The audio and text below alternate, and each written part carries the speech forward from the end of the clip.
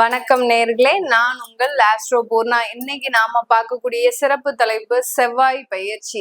நீச்சமாக இருக்கக்கூடிய செவ்வாய் பகவான் கடக ராசியிலிருந்து சிம்ம ராசிக்கு ஜூன் மாதம் 7ஆம் தேதி பயிற்சி ஆகிறார். இந்த 7ஆம் தேதி பயிற்சி ஆகக்கூடிய அந்த செவ்வாயினுடைய பயிற்சி ஒவ்வொரு ராசி என்பவர்களுக்கும், ஏன்னா நீச்சமாக இருக்கும் போது பலவிதமான பாதிப்புகளையும் கொடுத்திருப்பாரு, பலவிதமான ஒரு உயர்வுகளையும் கொடுத்திருப்பாரு இந்த செவ்வாய் பகவான். இப்போ அந்த நீச்சத்துல இருந்து வெளியில வந்து செவ்வாயினுடைய பயிற்சி ஒவ்வொரு ராசி என்பர்களுக்கும் என்ன மாதிரியான ஒரு பலன்களை கொடுக்க போகுதுன்றதுதான் இந்த பதிவுல பார்க்க போறோம். இந்த சேனல்ல முதன்முறையா பாக்குறீங்கன்னா சப்ஸ்கிரைப் பண்ணிக்கோங்க. பெல் பட்டன்ல ஆல் ஆப்ஷன் சூஸ் பண்ணீங்கன்னா உங்களுக்கு என்னுடைய அடுத்தடுத்த பதிவுகள் நோட்டிபிகேஷனா வந்துட்டு இருக்கும். கும்ப ராசி அன்பர்களுக்கு செவ்வாய் பகவான் 7ஆம் இடத்துல பயிற்சியாகி வர்றார். நல்ல ஒரு ஸ்தானம் தான். கொஞ்சம் செவ்வாய் தோஷம் டெம்பரவரியா இருக்கக்கூடிய ஒரு நேரம். அதனால கொஞ்சம் உங்களுக்கு அந்த செவ்வாய் தோஷம் இருக்கிறதுனால இந்த ராசி அன்பர்களுக்கு பெரிய அளவுக்கு அந்த எதிர்பார்த்த ஒரு திருமண உறவுகள் வருமா அப்படின்னு கேட்டீங்கன்னா கிடையாது. அந்த வரன்கள்ல இருந்து உங்களுக்கு கொஞ்சம் ஹைஃபையா நீங்க எதிர்பார்க்கறத விட கொஞ்சம் அதிக அளவு கொஞ்சம் முரண்பாடா இருக்கிறதுக்கு உண்டான ஒரு நேரமாக இருக்கும். திருமண தடைகள்ன்றது கண்டிப்பா விலகக்கூடிய ஒரு நேரம் தான். ஏன்னா அந்த 7ஆம் இடத்துல இருக்கக்கூடிய அந்த செவ்வாய் அந்த 7ஆம் பார்வையாக சமசப்தமாக உங்களுடைய ராசியவே பார்க்கறதுனால கண்டிப்பா திருமண முயற்சிகள்ல சக்சஸ் கிடைக்கக்கூடிய ஒரு நேரமாக தான் இருக்கும். நிறைய கும்பராசி என்பர்கள் அந்த வாழ்க்கையில வெறுத்து போய் என்ன திருமணமே வேண்டாம், என்னால இந்த திருமணத்தையே பண்ணிக்க முடியாது அப்படின்ற மாதிரியான ஒரு விரக்தியான ஒரு சூழ்நிலையில இருக்கிறீங்க. இதுக்கெல்லாம் காரணம் 7.5 சனி. 7.5 சனி இப்போ பாத சனியா போயிட்டார், குடும்பஸ்தானத்துக்கு போயிட்டார். அதனால கொஞ்சம் அந்த குடும்ப வாழ்க்கையில வெறுப்புன்றது இந்த ராசி என்பர்களுக்கு அதிகப்படியாக இருக்கும். இதெல்லாம் பாத்தீங்கன்னா பாசிங் கிளவுட்ஸ் மாதிரி மேகங்கள் போய்கிட்டே தான் இருக்கும். அதை நம்ம கடந்து செல்லிக்கிட்டே தான் இருக்கணும். இதுக்காக நம்ம உட்காந்து மூட் அவுட் ஆகுறதோ இல்ல நம்மளுக்கு இதனால எதுவுமே செய்ய முடியாம இருக்குமோ அப்படின்லாம் நினைக்கிறதோ தவறான விஷயங்கள். ஏன்னா கும்பராசி என்பர்கள் அதான் செய்வாங்க. அந்த ராசிக்கு அதிபதி சனி எப்போதுமே ஒரு டல் ஆகக்கூடிய ஒரு அன்பர்கள். எதையாவது நினைச்சு மனசை போட்டு குழப்பிப்பாங்க. இப்ப சொல்லவே வேண்டாம், ராகு வேற உங்களுடைய ராசியிலே இருக்கிறதுனால அந்த செவ்வாயும் பார்க்கறதுனால எதையாவது நம்ம தவறா செஞ்சிடுவோமோ, நம்மளுடைய தன்மானத்திற்கு பங்கம் வந்துருமோ அப்படின்னு நினைச்சு மனதை போட்டு அதிகப்படியாக குழப்பிக்கிட்டே இருக்கிறீங்க. ரொம்ப கவலைப்படாதீங்க. உங்களுடைய சில விஷயங்கள் ஆட்டோமேட்டிக்காக நல்ல ஒரு முடிவுக்கு வரக்கூடிய ஒரு தருணமாக தான் இந்த 60 நாட்கள் நடக்க போகுது. உங்களுடைய 10ஆம் இடத்தை அந்த செவ்வாய் பகவான் பார்க்கிறார். 10ஆம் இடத்திற்கு அதிபதியும் உபஜய ஸ்தானாதிபதியும் கூட அந்த செவ்வாய் பகவான். அதனால இந்த கும்பராசி என்பர்களுக்கு அந்த 10ஆம் இடத்தையும் பார்க்கறதுனால புதிதாக தொழில் வரவுகள்ன்றது கண்டிப்பா இருக்கும்.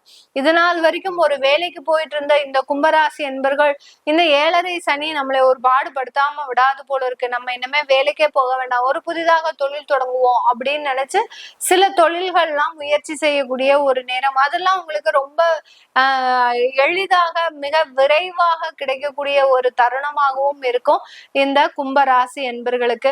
இந்த காலகட்டத்துல உங்களுக்கு கிடைக்கக்கூடிய அந்த பலன்கள், தொழில் ரீதியாக கிடைக்கக்கூடிய அந்த வாய்ப்புகள் மிக அபரிமிதமாக இருக்கும். ஒரு இடத்துலதான் நம்ம ஆப்பர்ச்சுனிட்டி தேடி போவோம், அது பாத்தீங்கன்னா அப்படியே லிங்க் ஆகி கிடைக்கும் உங்களுக்கு. ஒரு நபர்கிட்ட இருந்து இன்னொரு நபர், இன்னொரு நபர்கிட்ட இருந்து இன்னொரு நபர், இப்படின்ற மாதிரியாக உங்க தெரிந்த நபர்கள் மூலமாக அந்த தொழில் வளர்ச்சிகள்ன்றது ஆட்டோமேட்டிக்காக கிடைக்கக்கூடிய ஒரு நேரமாக தான் இருக்க போது இந்த ராசி என்பர்களுக்கு.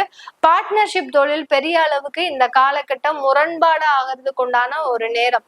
ஏற்கனவே பார்ட்னர்ஷிப் தொழில் செஞ்சிட்டு இருக்கிறீங்க அப்படின்னா அந்த தொழில்ல சில பின்னடைவுகள், சில ஏமாற்றங்கள், தேவையில்லாத கருத்து வேறுபாடுகள், ஒருத்தருக்கு ஒருத்தர் கோவப்பட்டு அந்த தொழில இருந்து விலகக்கூடிய ஒரு நேரமாகவும் இருக்கும்.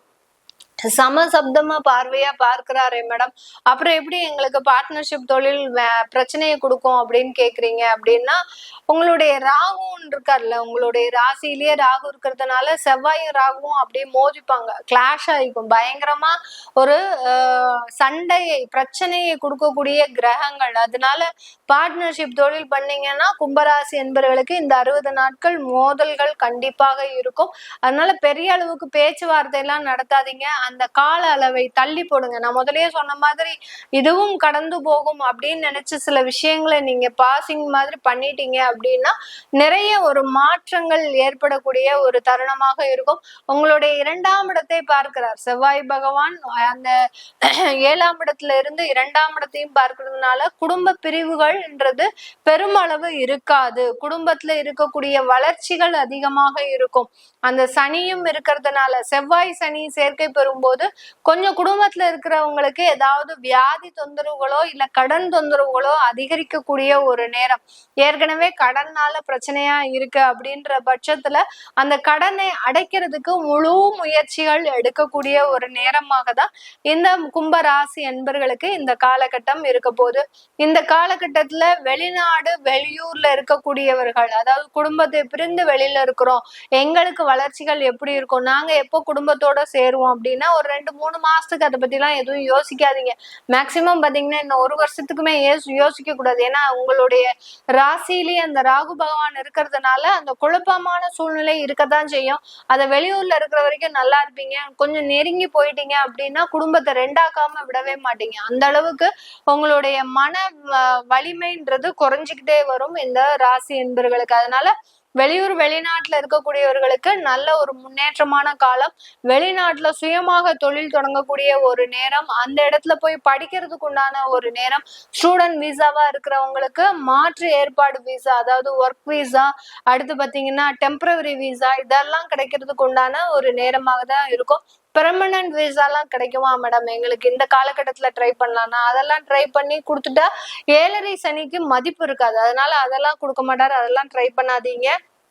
உங்களுடைய ஜாதகத்துல நல்ல திசாபுத்தி இருந்ததுன்னா கண்டிப்பா அதற்கு உண்டான முயற்சிகளை நீங்க எடுக்கலாம். அதை பார்த்துட்டு நீங்க அதெல்லாம் எடுத்துக்கலாம். இது எல்லாமே உங்களுக்கு கோச்சார நிலவரப்படி பலன்களை சொல்லியிருக்கிறோம்.